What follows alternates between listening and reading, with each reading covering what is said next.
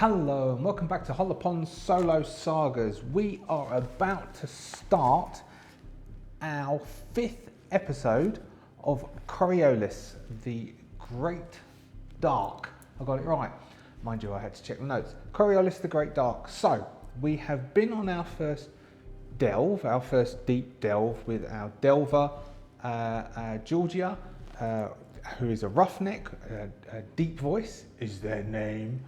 They speak with two voices because of a blight scar from a previous life where they were a member of a crew, but the crew went for each other when they found a really rare artifact, and Georgia decided to go solo as an outcast. So we were doing a delve to go down and read some glyphs to be able to get information to find an artifact that will lead us to a great artifact later on. So our story arc, we're going to have different loops to a great arc, which is Georgia wanting to find an artifact which relates back to the incident that caused Georgia to be an outcast in the first place. Now, we have reached the end of this delve. We are at the end of the delve and we've come across blight, and we have a 2-point attack of blight that we need to deal with. Now, because we haven't actually effectively used the bird, Peter,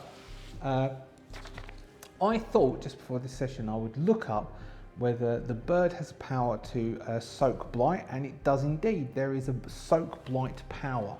So if we will consume one of our supply, we are going to try and get, so we can basically, we will say that we are looking down upon this massive cavern, and let's roll our definitions of what this is before we then explain what the blight looks like and send Peter off to do the blight. Basically, we were climbing down a thin passageway that was leading downwards. There was black ice, which was, is it called black ice? It is called dark ice, which had been attacking Georgia earlier. They slipped, we said they slid over the edge. Their pack, which is tied to a rope with some of their equipment, has caught at the edge, and they are swinging above the ground.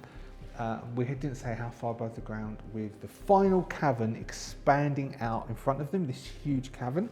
Now what we now need is we now need some verbs, using the sparks rather, the delve sparks, to explain what this looks like. Now we're swinging on a rope and there is definitely blight here.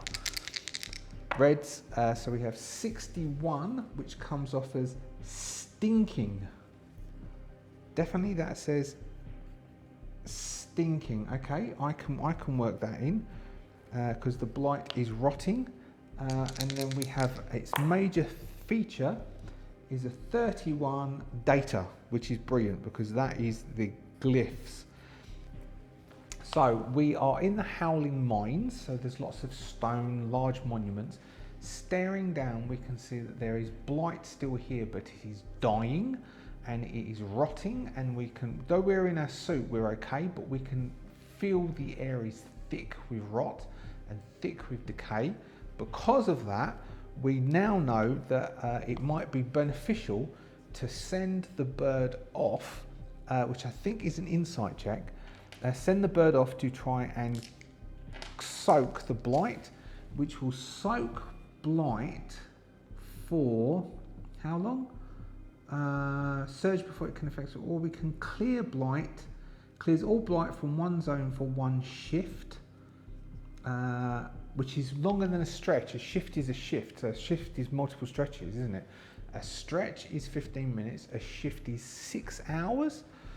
So we could clear it off. So we're going to say, Peter, as we're hanging there swinging at the bottom of this right, clear the area of blight. So we've consumed the supply to do this, which is an insight check at a 5.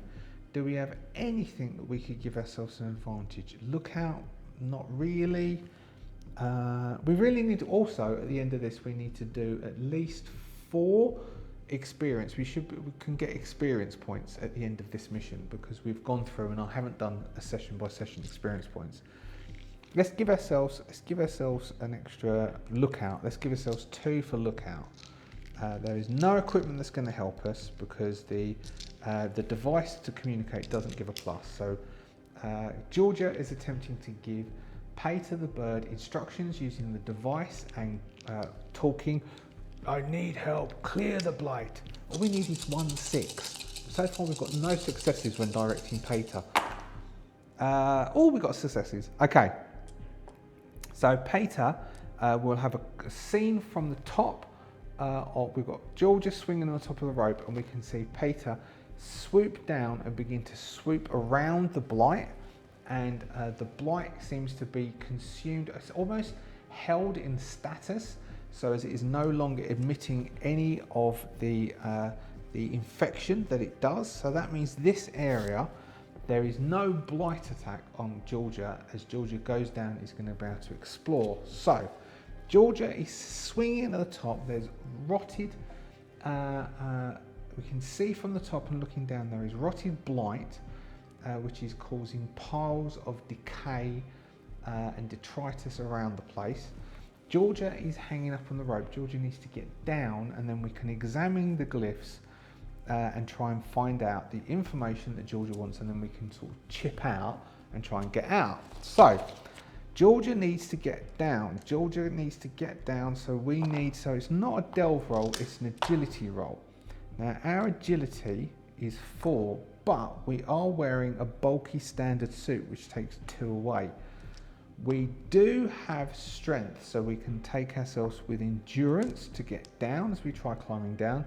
And we do have a climbing kit, which we will use the black dice to represent as equipment. It's not very good, is it? We need to get a 6 to get down. Otherwise, and we've only got 3 health, so otherwise some bad stuff could happen. We could fall down. We got a 6. Outstanding. We got a 6. Okay, so Georgia, using the climbing kit, begins to hammer a piton in, and then ties themselves off against the piton, and is able to jiggle the pack or tying off against themselves, against this piton, a couple of pitons, loosens the pack. So this is near the top, so we might be able to clear the top to get out.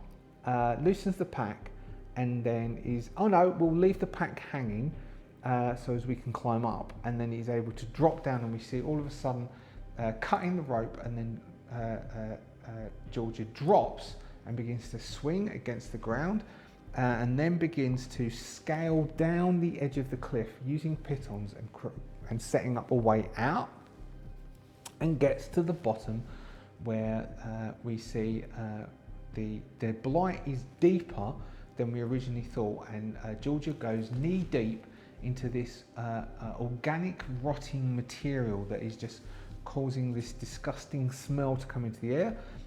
Let's give the blight protection. So it's not going to cause any blight. This is just to see if smell gets through the suit. Let's see if the filters will protect, though it can deal with a vacuum. Yes, the filters do protect Georgia. Georgia is breathing, and we can see Georgia's gas is coming out, but various different dials that Georgia is checking is seeing that the air is toxic and is not breathable where we are at the moment. So Georgia will be examining down here, and Georgia's going to slowly start slogging their way, moving this detritus out of the way as Georgia gets closer to the glyphs. Now there's 2 things Georgia's going to attempt to do.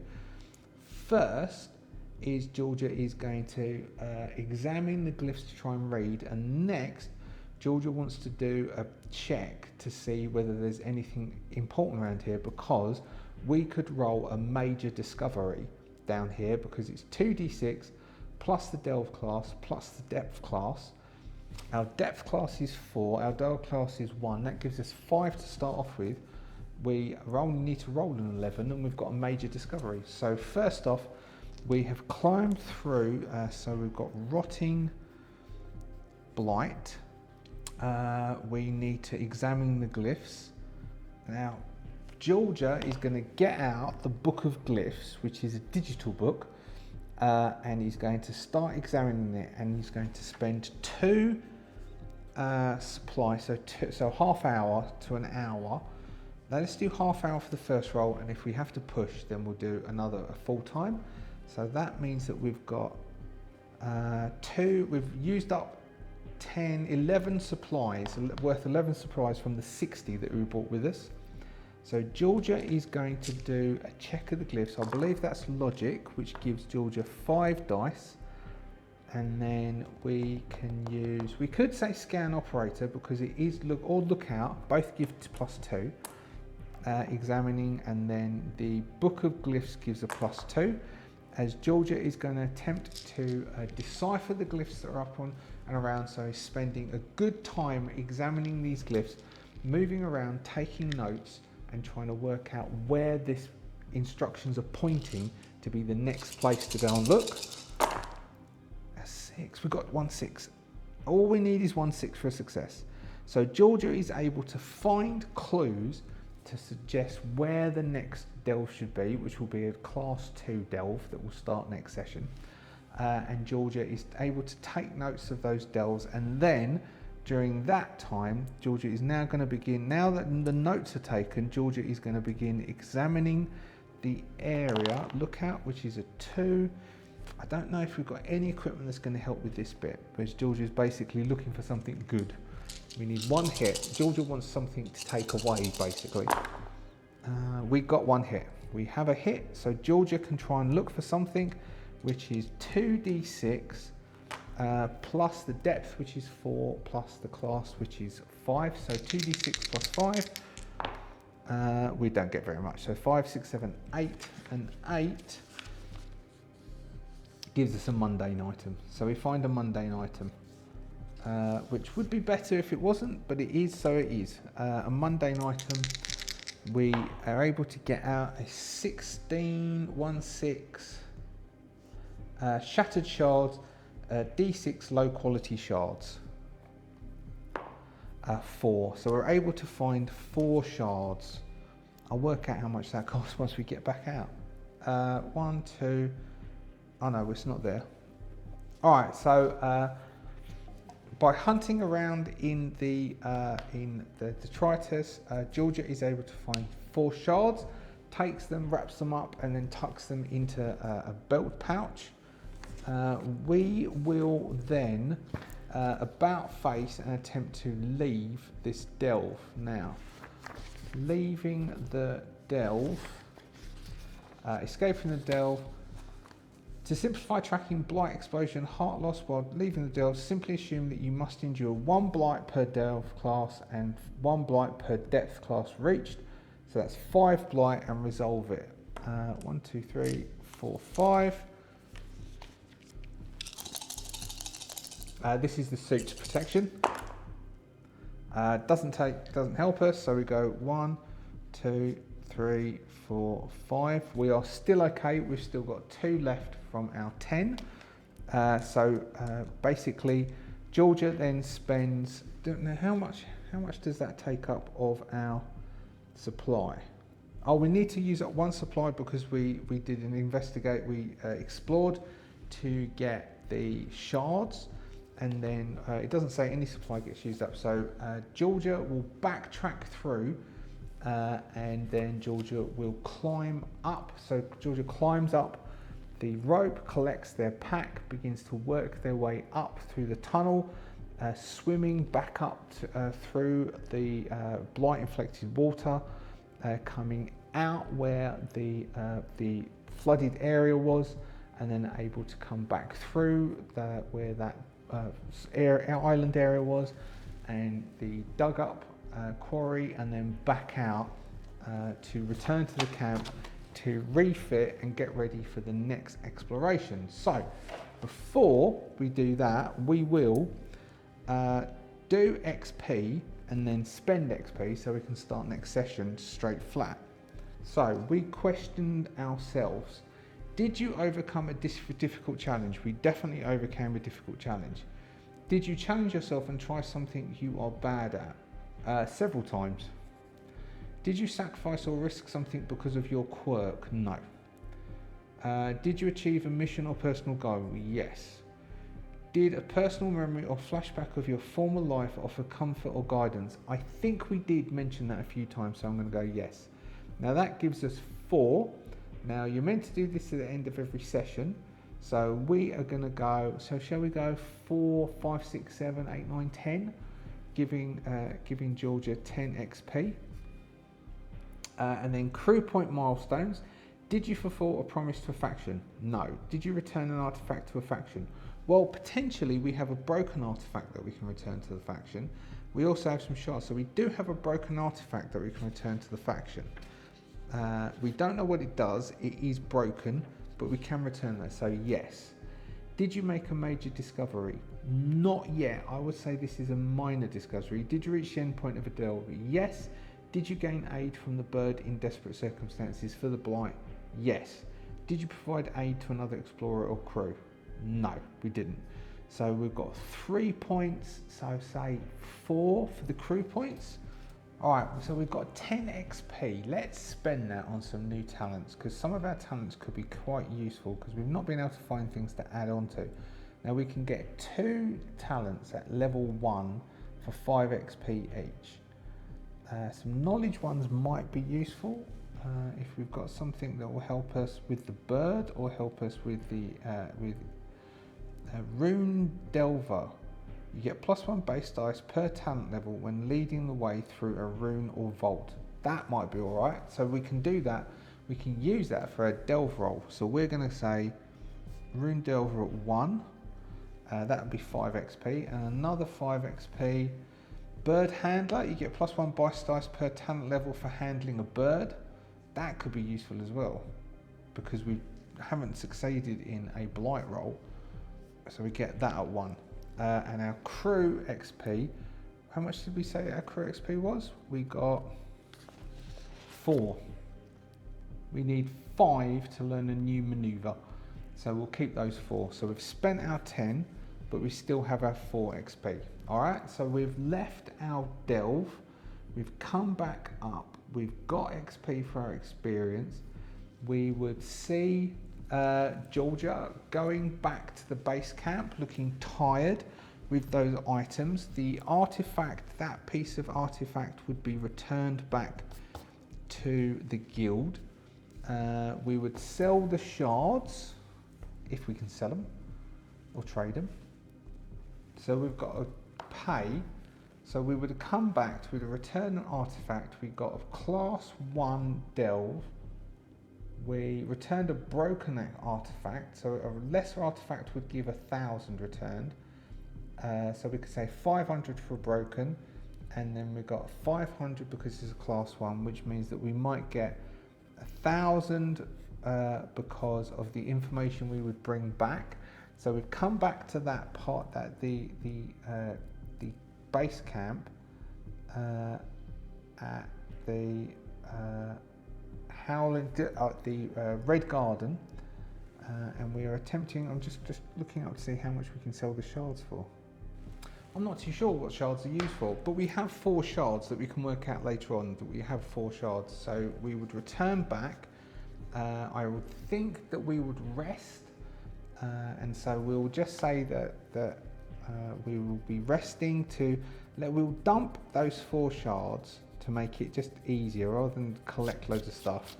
And we can say that we might have a look and see. So we've got 1,000. We could say that we've got 4 shards. Let's say we get 4d6 times 100 for those 4 shards. So we get 2, 4, 7, 11, so we get 1,100 for the 4 shares, giving us 2,100 coin of the coin that we can attempt to get something. So maybe some form of scanner would be useful. We've got enough supply, I would hope, for a class 2 delve. We've got 10, 20, 30, nearly 40 supply left for a class 2 delve, hopefully. So I think we would then, we've based that, we would then probably go for a drink. So we'll spend 100 of this on satisfying that function of the relief that Georgia would have, and Georgia is going to, and then we are no longer exhausted. Georgia is going to have to make it's empathy or strength. A strength or empathy roll to understand what's going on. Otherwise, we're going to tick one of the vice clocks for Georgia. No, Georgia got a 6. Georgia is on a rare occurrence. Georgia is going to sit in the tiny little shanty bar in the Red Garden, and people keep away, but for some reason the barkeep, so I'm visualising a very Fallout-esque type bar made of a piece of flat wood with on top of crates perhaps, and Georgia is drinking from these sort of tin cans with a pierced top because the beer would need to be transported the way it is, and is drunkenly telling the barkeep stories, which is basically keeping Georgia sane and not allowing Georgia to slip into maudling too far or for their vice to take over too far. But we're definitely showing on screen that Georgia is dependent on alcohol and has a dependency. And then Georgia is going to go speak to the guild, the Explorers Guild, and try and arrange a next delve.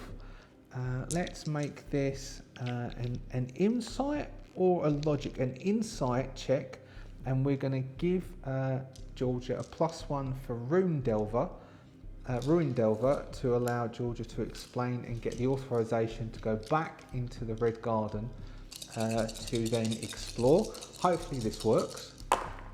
It does work. We've got 2 6s.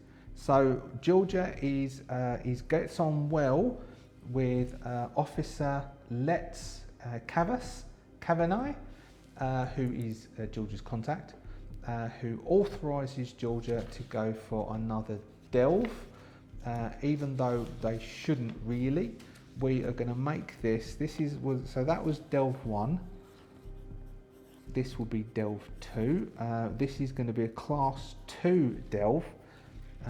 We are going to roll on our spark table to find something special about this delve, so then we can sort of frame it around this bit. I think we will go into, so it's not going to be in the Howling Mines. We will go down in the first instance. Let's see if we can find where we're going to go down to. The Sunless Grove. Deep within the Red Garden lies a tangled thicket of brambles, roots and snaking vines that have grown for eons. Here lurks a wrath forest that splinters rock, crushes bone and feeds eagerly on the unwary with barbed thorns and caustic sap of its unceasing and unnatural growth. Vines of crimson growth slithering along the ground, distant howls of unknown beasts, the discomforting creak of dead logs.